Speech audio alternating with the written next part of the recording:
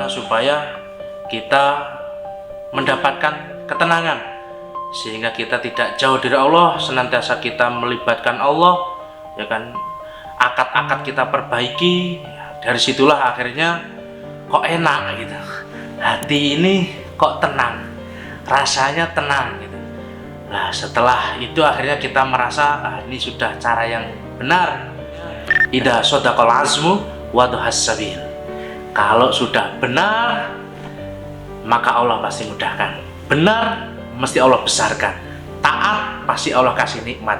Yakin, pasti Allah berikan janji-janjinya.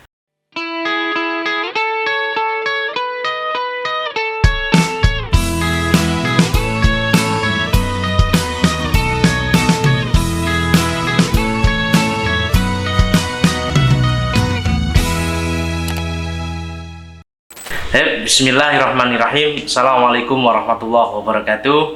Perkenalkan, nama saya Irwan Budi Effendi, alumni Gontor, lulusan tahun 2008. The Youth Generation Always the Best, yes.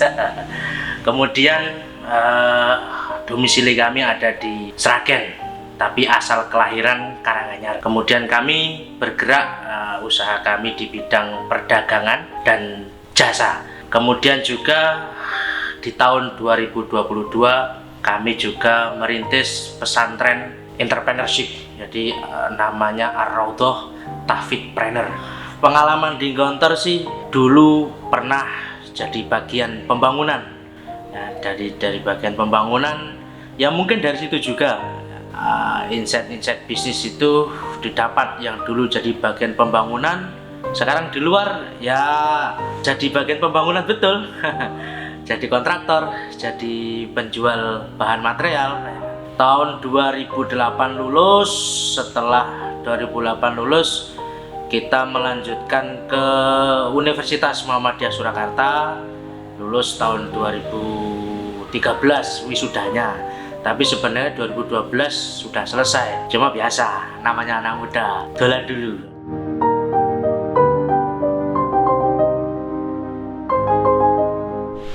Jadi kami memiliki motivasi di dalam usaha ini adalah untuk masuk surga tentunya. Sehingga berawal dari kedua orang tua kami yang sejak kecil menanamkan jiwa-jiwa mandiri, jiwa-jiwa disiplin, yang mana kedua orang tua kami juga sebagai seorang pedagang. Maka dari situ kami mendapatkan ruh sebagai seorang pengusaha, sehingga di sini juga kami ingin lebih besar lagi manfaatnya, bisa menebar kebaikan dari unit usaha ini. Jadi benar, taat, yakin. Inilah kata-kata yang sering orang tua kami tanamkan kepada kami sejak kami kecil, sehingga ini menjadi motivasi kami dalam menjajaki dunia usaha. Dengan bisnis, dengan usaha ini menjadi salah satu cara kita untuk masuk surga. Ini motivasi utama, masuk surga. Sehingga dengan motivasi tersebut, akhirnya kami setelah lulus dari bangku perkuliahan, kita merintis usaha di bidang raw material, yaitu supplier bahan bangunan atau toko bangunan. Dari toko bangunan itu ya kita berikan nama IMB, Indonesia Mencari Berkah. Dan dari situ tahun demi tahun akhirnya kita mengembangkan di bidang peternakan, di bidang pertanian, dan di bidang household cleaner, di bidang distribusi bahan material, yang mana ini mensuplai dari toko satu ke toko yang lain, distributor gitu. Kemudian sejak saat itulah di tahun 2002 tadi yang sudah kita bahas, kita ingin usaha ini kebaikannya abadi dan manfaatnya meluas, sehingga di tahun 2022 kita atas doa ridho orang tua, istri, keluarga, akhirnya dan teman-teman semuanya, tentunya teman-teman 682, sehingga kita merintis pesantren entrepreneur, yaitu kita beri nama Ar-Raudhah Tahfidz-Preneur, sehingga dari harta ini, dari rezeki ini bisa tersalurkan manfaatnya, bisa tersalurkan kebaikannya, dan melahirkan entrepreneur penghafal Quran. Jadi dia hafal Quran tapi juga menjadi seorang pengusaha entrepreneurship. Dan dari situlah harapannya kebermanfaatan ini abadi, mengabadikan kebaikan dan meluaskan manfaat lewat harta.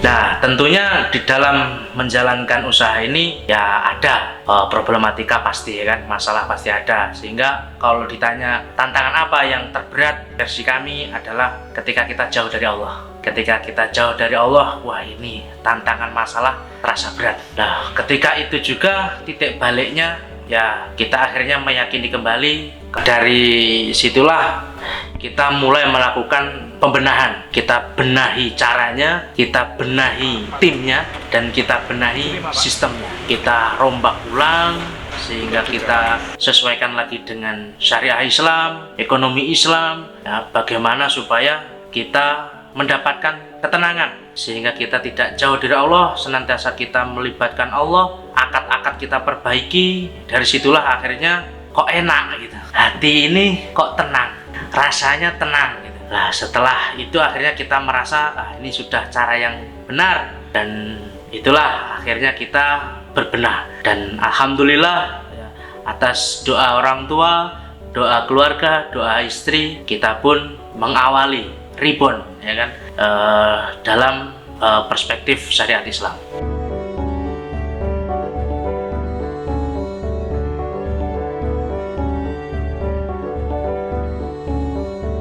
Nah, ini yang saya tidak akan pernah lupa. Ibu kita, Gontor, ini mengajarkan juga nilai-nilai kehidupan. Saya teringat dulu ketika saya masih menjadi santri, ya kan, ketika itu diberikan kepercayaan menjadi pengurus asrama, ini mengajarkan leadership, jiwa kepemimpinan, kemudian bagian pembangunan. Wah, ini bagian pembangunan, mengajarkan etos kerja harus totalitas, sehingga itu yang saya bawa sampai hari ini. Kerja harus totalitas, kerja harus disiplin, menjadi pemimpin leader yang baik. Ini tidak bisa dihindarkan dari peran Gontor, dan sampai kapanpun akan saya ajarkan juga untuk anak-anak kami. Seperti spirit yang Gontor ajarkan kepada kita semuanya, idza shadaqal azmu wa dhahas sabil. Kalau sudah benar, maka Allah pasti mudahkan. Benar, mesti Allah besarkan. Taat, pasti Allah kasih nikmat. Yakin, pasti Allah berikan janji-janjinya. Dari nilai-nilai inilah yang Gontor ajarkan, sehingga kami mendapatkan inspirasi juga dari para pendiri pondok Trimurti yang beliau-beliau mewakafkan, mengeluarkan hartanya untuk pendidikan.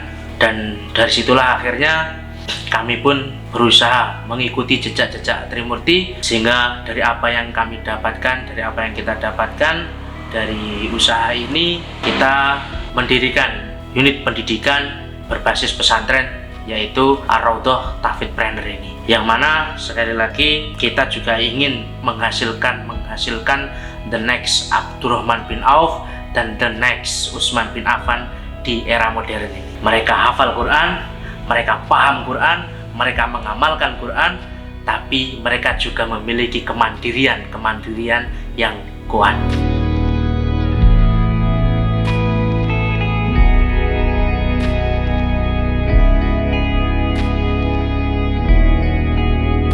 Ar-Raudhah ini kita mencoba mengintegrasikan, yang mana kita merasakan pola KMI sebegitu dahsyatnya pengaruh berperan di dalam kehidupan kita, dan kita ambil juga di Ar-Raudhah ini, tapi kita mencoba mengkombinasikan juga dengan tahfidzul Quran, dan terakhir adalah program entrepreneurship. Dan alhamdulillah ternyata KMI dan tahfidz ini bisa digabungkan. Jadi anak-anak alhamdulillah kelas 3 sudah menyelesaikan 30 juz bil mudkit, bil itqan. KMI, tahfidz, baru nanti kelas 4, kelas 5, kelas 6-nya kita gas di entrepreneurship-nya. Setelah pondasi kepribadiannya baik, kuat, kokoh, kita gas di entrepreneurship-nya.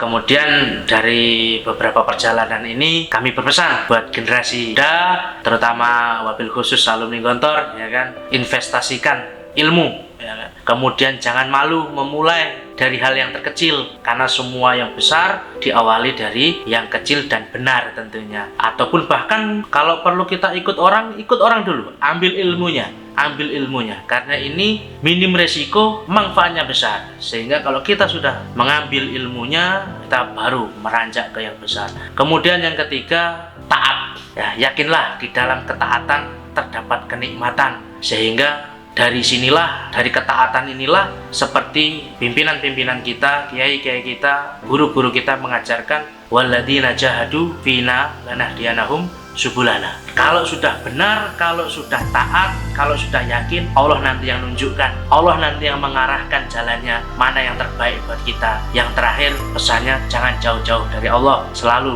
libatkan Allah. Jadi intinya adalah teman-teman semuanya, dari sini kami mengajak teman-teman Forbis dan alumni Gontor secara umum bahwasanya dunia hanyalah wasilah. Usaha kita ini hanyalah tools, bukan tujuan. Tujuan kita adalah ridha Allah, surganya Allah, masuk surganya Allah. Jadi semua pekerjaan itu capek, usaha itu capek, pengusaha itu capek, entrepreneur itu capek. Tapi jadikan capek kita itu yang hasilnya membawa kita bahagia di dunia dan bahagia di akhirat. Maka yakinlah, dalam ketaatan terdapat kenikmatan. Jaga, yakin. Ya, harapan kami dari Forbis ini terus menjadi pioner bagi alumni-alumninya yang ingin berwirausaha, ataupun bagi yang sudah berwirausaha menjadi jembatan satu dengan yang lain, menjadi sebuah buku menu. Jadi alumni mungkin yang masih baru menyelesaikan studinya, mereka bingung mau membuat apa, mau membuat apa, mau ngapain. Nah, ini Forbis menjadi sebuah menu. Akhirnya dibuka buku menunya, menu bisnisnya. Ada yang perdagangan, ada yang pertanian, ada yang peternakan, ada yang dihukum, dan lain-lain sebagainya. Sehingga alumni itu tahu mau kemana untuk belajar, untuk berguru, sehingga Forbis senantiasa menjadi jembatan, menjadi pioner bagi alumni-alumni Gontor di masa yang akan datang. Maju terus Forbis, always the best. Yes.